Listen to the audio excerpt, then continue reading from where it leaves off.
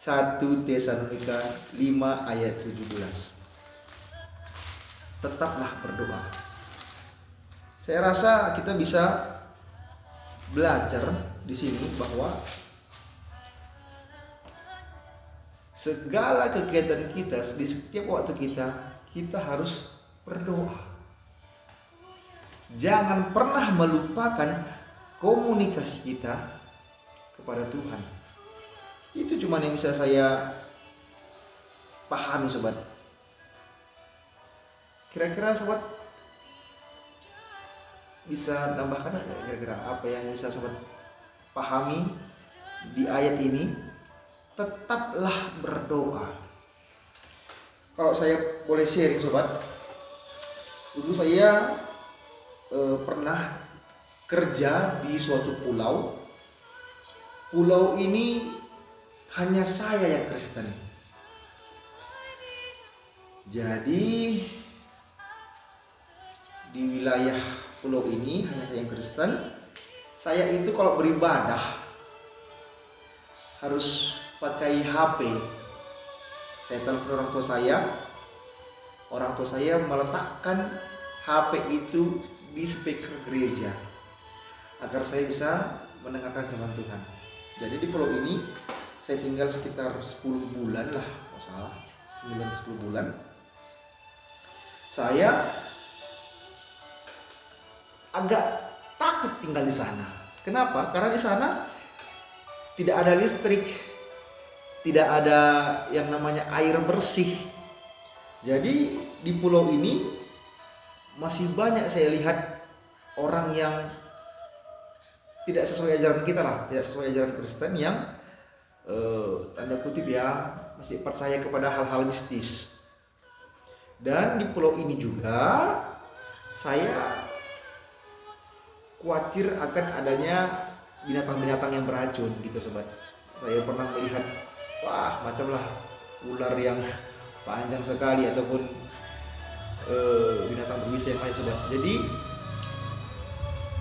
kalau saya ingin ke gereja, saya harus pindah ke pulau lain untuk beribadah. Pernah saya ingin berhenti untuk bekerja di situ, untuk mengambil pekerjaan di situ. Tapi saya setelah berdoa, saya kembali kuat. Saya beribadah di suatu gereja yang mayoritasnya itu jemaatnya suku Tionghoa.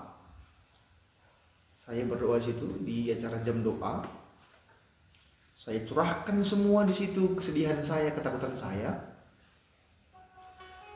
Kembali saya ke pulau itu, saya sudah lebih berani.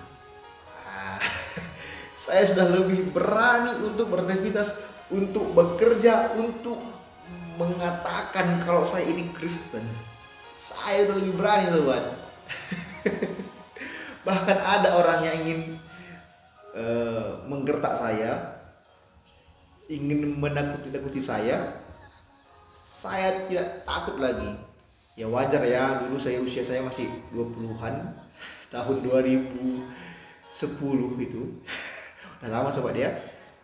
Tetapi saya berani untuk memberitakan bahwa saya ini Kristen. Walaupun di pulau itu dan di sekitar pulau itu ada juga pulau yang lain, saya juga pernah ke sana.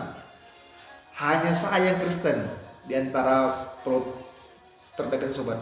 Saya Kristen, saya tetap berani. Nah, itulah manfaatnya berdoa, sobat. Itu maksud saya yang saya sampaikan. Jadi berdoa itu sangat penting untuk kita, menambah kekuatan kita. Kenapa? Berdoa adalah komunikasi kita kepada Tuhan, kepada Tuhan Yesus. Makanya kita buka, sobat ya, di Matius. Saya buka dulu ya. Matius 11 ya. Matius 11 ayat 28. Marilah kepadaku semua yang letih lesu dan berbeban berat, aku akan memberi kelegaan kepadamu. Nah, firman Tuhan berkata di Matius 11 ayat 8, marilah kepadaku semua yang letih lesu dan berbeban berat, aku akan memberi kelegaan kepadamu. Jadi mari berdoa, curahkan semua kesedihan kita, pergumulan kita, pikiran kita kepada Tuhan Yesus, karena Tuhan Yesus akan memberi kita kelegaan. Itu yang saya pelajari dari 1 Tesalonika 5 ayat 17. Nah, hanya 2 kata tetapi maknanya sangat penting untuk kita. Tetaplah berdoa. Dalam keadaan sukacita kita berdoa, di dalam keadaan sedih kita berdoa, di dalam sekolah, dalam pekerjaan, dalam pelayanan kita tetap berdoa. Sehingga ketakutan kita itu kita serahkan kepada Tuhan Yesus Kristus, dan Tuhan Yesus akan memberikan kita kekuatan untuk menjalani hari-hari kita. Firman Tuhan berkata 1 Tesalonika 5 ayat 17 yang menjadi pegangan kita di siang ini. Tetaplah berdoa. Oke sobat, demikian dulu live kita. Kalau tidak ada halangan akan kita lanjutkan kembali. Kita istirahat dulu ya.